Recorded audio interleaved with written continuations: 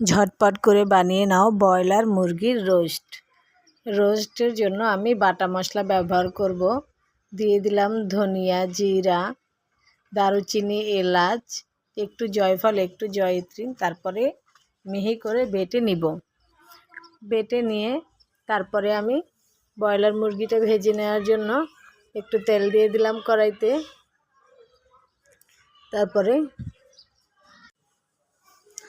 মাংসটা ভেজে নিব আমি হালকা করে।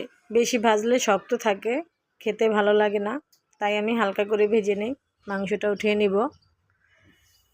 রোস্ট রান্না করতে ধৈর্যের প্রয়োজন, ধৈর্য নিয়ে রোস্ট রান্না করতে হয়। তারপর বেরেস্তা বানানোর জন্য আমি পেঁয়াজটা উঠিয়ে নিলাম।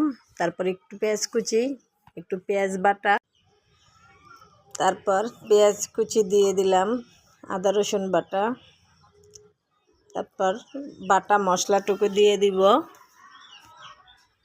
তারপর দিয়ে দিলাম লবণ, মরিচের গুঁড়া স্বাদ মতো।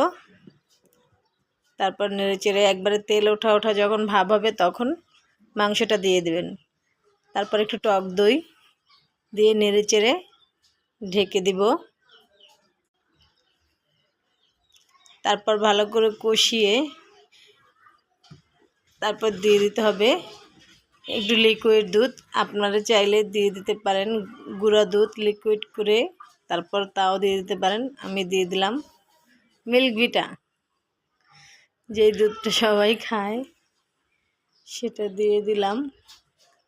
তারপর দিয়ে দিলাম একটুখানি চিনি স্বাদ বাড়ানোর জন্য।